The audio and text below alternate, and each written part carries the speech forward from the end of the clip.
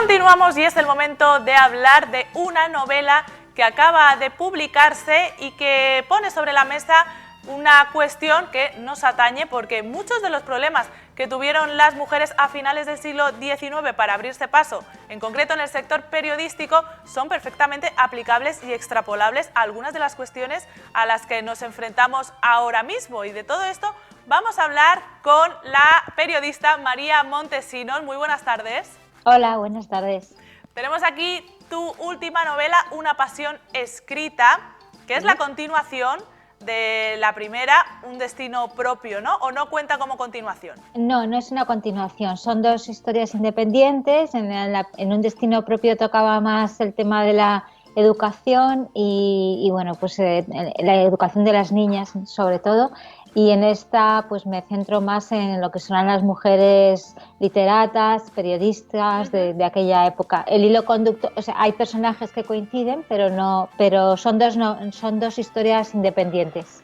Lo que sí forman parte ambas es de un proyecto que tú tienes en mente y que es llegar y dar a conocer el papel de las pioneras en diferentes sectores profesionales, ¿no? Hemos hablado esa primera de las maestras, en este caso literatas y periodistas, y previsiblemente cerraremos con una tercera novela que está todavía aún por publicar, ¿no? Eso es, que todavía está cociéndose, o sea que no la tenemos. Vamos a centrarnos en las periodistas, porque yo lo he comentado antes, hoy en día no nos parece extraño que haya mujeres periodistas y obviamente hay muchas en este sector, pero esto no siempre fue fácil y hace relativamente poco esas mujeres tuvieron que abrirse paso en un mundo marcadamente masculino y fue una lucha que no fue sencilla, ¿no? No, bueno, de hecho fue bastante complicada porque en aquella época las mujeres tenían un papel que ya le tenía asignado la sociedad, que era el de ángeles del hogar, mujeres que eran esposas y madres y que tenían que quedarse, digamos, en su ámbito privado, en los salones, en sus casas, etcétera, ¿no? Cualquier mujer que aspirara a salir de ese papel que le tenía reservado la sociedad y dedicarse, pues por ejemplo, profesionalmente, que estaba muy mal visto, ya os avanzo, en este caso a las letras, a escribir, a publicar en diarios o a dirigir sus propias revistas, que lo hacían en aquella época, tenían que exponerse a la crítica y a algunas burlas, por así decirlo, de numerosos hombres que no veían con buenos ojos, la mayor parte de la sociedad no veía con buenos ojos que ellas se dedicaran de esa manera profesional a la literatura o a las letras, por así decirlo.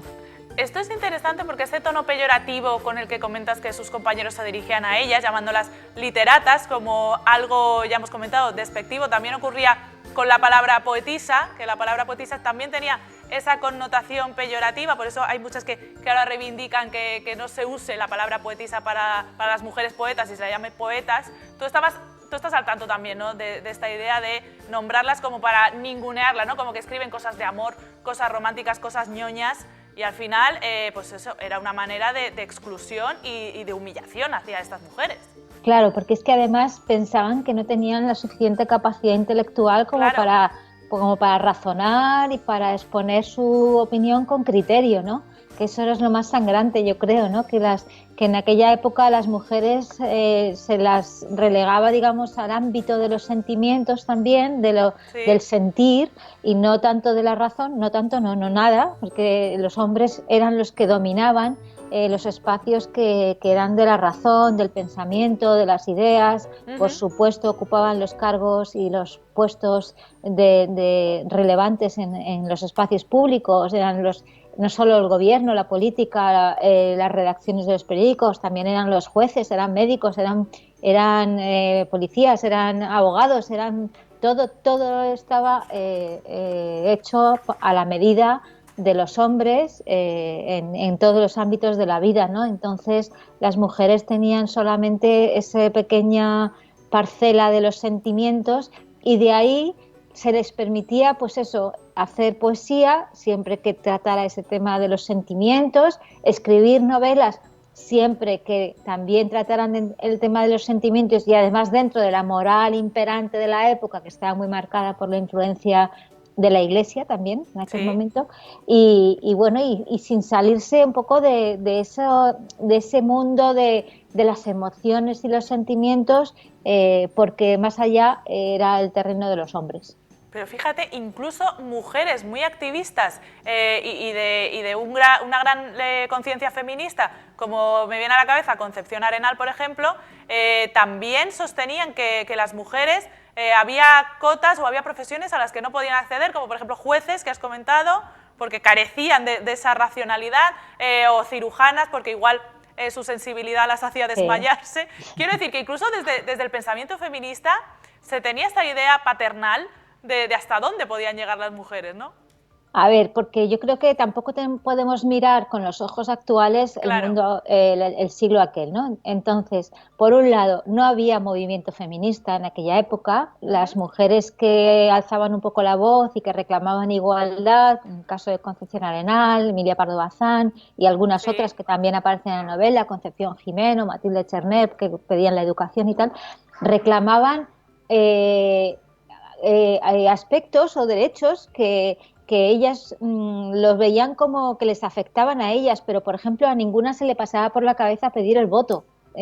para las mujeres en aquella época, porque todavía no estaba en ese momento la sociedad, ¿no? No estaban preparados. Entonces yo creo que cuando Concepción Arenal y cuando otras reclaman, pues a mí me parece muy progresista, muy avanzado que Concepción Arenal ya en aquel momento reclame que las mujeres puedan trabajar, porque realmente en aquel momento es que no podían trabajar, y además lo pedía para que fueran autónomas de sus padres, de sus hermanos y de sus maridos, y que en un momento dado no se quedaran en la calle, se quedaran sin nada cuando ocurría algo o tenían o se separaban o se quedaban viudas o en la familia se moría el padre, lo que fuera, ¿no? Que tuvieran algún sustento para Concepción Arenal era muy importante. Entonces, yo creo que tampoco podemos juzgar con los ojos de ahora las reivindicaciones que hacían, porque todas, al final, de una manera u otra, eran parte de aquella sociedad y eran parte de una época en la que ya efectivamente predominaba ese sentimiento machista, y que además los hombres dominaban todos los espacios. O sea, tampoco podemos pedirle que fueran unas revolucionarias rupturistas con todo, porque al final eran mujeres que tenían que vivir día a día en aquella sociedad. Claro. Hablando de maridos, también en la novela, aparte de ese incipiente periodismo, esa literatura femenina, se aborda el tema del amor, de esas diferencias sociales que eran marcadas también a finales del siglo XIX, que es donde se ambienta este libro, y la protagonista Victoria también se ve envuelta en este tipo de polémica, ¿no? o de problema que suscitaba un amor pues que no era exactamente aprobado por la sociedad. Es que en aquella época la mayoría de los matrimonios, sobre todo en la burguesía y en la nobleza, eran acordados, eran de conveniencia o que lo acordaban entre las familias. Realmente los matrimonios por amor eran una minoría muy minoritaria, y a lo mejor se daban en clases más populares, pero no en esas capas en las que se miraba mucho con quién te casabas, porque al final el prestigio o el honor o el nombre de la familia dependía también un poco de ese matrimonio, ¿no? Entonces, también los matrimonios entre clases sociales diferentes eran muy complicados, porque cualquier noble lo que quería era para su hija o para su hijo pues un equivalente, un par, digamos, por así decirlo, y en la burguesía, pues aunque les encantaría emparentar con la nobleza, pero también entre ellos era muy difícil, y buscaban pares, ¿no? En ese sentido, y no bajar de escalón, que ya suficiente les había costado llegar a donde estaban. Perdón. Entonces, bueno, pues lo que eran matrimonios interclase, por así decirlo, entre las clases sociales, eran muy pocos, y salvo que se escaparan los enamorados y huyeran de sus familias, pues era muy difícil encontrarse con ese tipo de matrimonios. Desde luego que aparte de esta dinámica social entre el amor, entre los matrimonios, también funciona la novela como un retrato de lo que fue el Madrid de finales del siglo XIX, ¿no? Que era una época muy bulliciosa, políticamente bastante convulsa, porque también se refleja en el libro, que de repente ese turnismo político que había con la Restauración se rompe con la llegada y la fundación del Partido Socialista, y al final también está imbricado de alguna manera esa eclosión y ese desarrollo de otras maneras políticas de pensar y de otras ideologías. Sí, es que, bueno, yo lo que quería hacer también era un retrato de aquel Madrid de la época, que además es un centro de decisión política, económica, cultural, intelectual, educativa, es decir, en Madrid estaba todo, era el centro indiscutible de todo el país, ¿no? Todo el mundo, aquí se congregaban pues los políticos, por supuesto, pero también venían los terratenientes que dejaban sus tierras y pasaban aquí temporadas en Madrid, es decir, todo lo que había, digamos, de decisión, de poder, se reunía en la capital, y por eso también me parecía muy interesante, porque al final daba mucho pie a todos esos conflictos que también reflejan la novela, ¿no? Que yo quería hacer ese retrato de esos años, sí, en los que efectivamente hay mucho movimiento político, aunque estamos en una época ya un poco más de calma respecto a décadas anteriores que habían sido súper convulsas, pero bueno, ya estamos en la restauración monárquica, ya está Cánovas en el poder, que acaba que ha formado gobierno y ha restaurado un poco aquellas ideas, y digamos que la sociedad de aquella época de Madrid está un poco más tranquila, y está intentando ya levantar la cabeza de todo lo que habían vivido durante todo el siglo, y buscar un poquito de bienestar. Y en ese ambiente es en el que vemos los cafés literarios con las tertulias, vemos pues un gran movimiento en obras de teatro en la calle, hay mucha ebullición cultural. También empieza a haber, en la universidad y en los ámbitos económicos, pues mucho más movimiento, porque el país empieza un poco a prosperar, aunque sea poquito a poquito y con muchas dificultades, ¿no? Y en ese ámbito también en Madrid surgen los primeros movimientos obreros, y como bien has dicho, pues se funda el Partido Socialista, aunque debo decir que aunque se funda en el 79, todavía le costará mucho llegar al Congreso, porque empezó de una manera un poco clandestina, por así decirlo, ¿no? Y todavía le está costando. Bueno, aparte en la novela se narra, pues como bien has comentado, esos ambientes literarios, que estamos hablando de finales del 1800, pero esta idea de que las mujeres estaban en un coto independiente de los hombres es algo que se extendió hasta bien entrado el siglo XX, y de hecho me ha recordado que Umbral, que ya, si no has visto el documental maravilloso de Historia de un Dandy, te lo recomiendo, ya decía que cuando él iba al Ateneo Literario estaban los periodistas, los hombres, y luego se refiere a la mesa de las mujeres, ¿no? O sea que esta idea de separación estuvo, como ya digo, bastante entrado el siglo XX. Hombre, es que el Ateneo estaba cerrado a las mujeres hasta que entró por primera vez Rosario de Acuña a leer sus poemas, y que la dejaron entrar, porque no la hubieran dejado si no hubiera sido Rosario de Acuña, o sea que luego, después de Rosario de Acuña, volvieron a cerrar el Ateneo a las mujeres hasta que llegó Emilia Pardo Bazán, que fue unos años después. Es decir, que el sitio de la mujer en los ámbitos públicos, por así decirlo, el Ateneo era un espacio público para los hombres, o las tertulias en los cafés,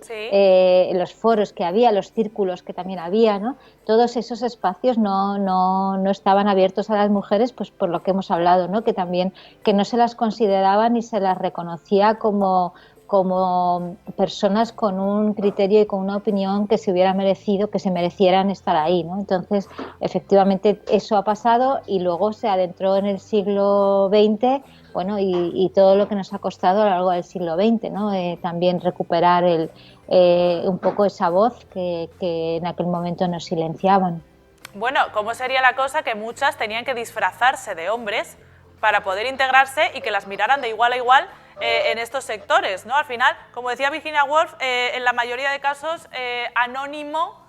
se refería a una mujer, ¿no? Y aquí ocurre lo mismo, no solo para escribir se tenían que hacer pasar por hombres, sino que incluso se tenían que vestir en algunos casos de hombres. Sí, en algunos casos. Bueno, Concepción Arenal, por ejemplo, se disfrazó para entrar en la Universidad Central y poder estudiar Derecho, porque la universidad también era un espacio que estaba cerrado a las mujeres, no podían ir a la universidad las mujeres, tampoco ni siquiera podían ir a institutos de secundaria, porque no había esa educación secundaria para las mujeres, pero si una mujer quería estudiar en la universidad y se formaba en casa con su profesor o lo que fuera para poder estudiar medicina, como fue el caso de Dolores Aleu, que fue la primera mujer que estudió medicina en España en 1882, me parece que fue 83 cuando pudo ya licenciarse, lo hizo porque el rector de la universidad se lo permitió y hasta el rey se lo permitió. Madre Pero mía. vamos, o sea, que necesitaba autorización real para poder hacerlo, fíjate. Y Concepción Arenal, que era una mujer que era muy cabezota, que era muy testuría, que tenía mucho carácter, dijo, pues yo es que quiero estudiar Derecho, y se disfrazó para entrar en la Facultad de Derecho, y entonces a partir de ahí ella lo que pudo fue, la pillaron, hay que decirlo, que la pillaron. Y luego es que ya no tenía que ser fácil dar el pego también, Claro, no, claro. Y eso que ella tiene una cara que, si no la habéis es visto... más andrógina, sí. Bueno, tiene un gesto así como... Pero bueno, es una mujer que la pillaron y luego lo que sí que consiguió es que le pusieron un aula para ella sola en la que al final consiguió estudiar Derecho. Oye, pues al final lo consiguió, que es lo importante, ¿no? Sí, al final, pese a esa segregación, se lo pudo conseguir y abrió el camino a muchas otras. No tenemos más tiempo, solo nos queda recomendar, por supuesto, la lectura de esta Una pasión escrita para conocer la historia de la protagonista Victoria, que es la voz de muchas mujeres reales, porque pese a ser un personaje de ficción, encarna muchos de los problemas a los que se tuvieron que enfrentar esas mujeres y sobre todo para que conozcamos la historia de nuestro país, de nuestras letras, que entre Pío Baroja, Galdós, Valle Inclán también hubo mujeres que tenían mucha calidad literaria y a las que debemos, pues en un ejercicio de justicia histórica y de memoria, reconocer, ¿no? Así que muchas gracias, María Montesinos. Muchas gracias a vosotros, ha sido un placer. Pues nosotros, después de haber hecho esta incursión en la historia de esas mujeres, esas pioneras del periodismo, vamos a hablar con otra mujer, que en este caso, y saltamos del sector periodístico al de la salud, porque Sonia Lucena viene hoy a hablarnos de algunas cuestiones importantísimas para evitar el temido efecto rebote a la hora de que cuidemos nuestra alimentación y de que nos planteemos una dieta. Así que vamos a charlar con ella en unos segundos.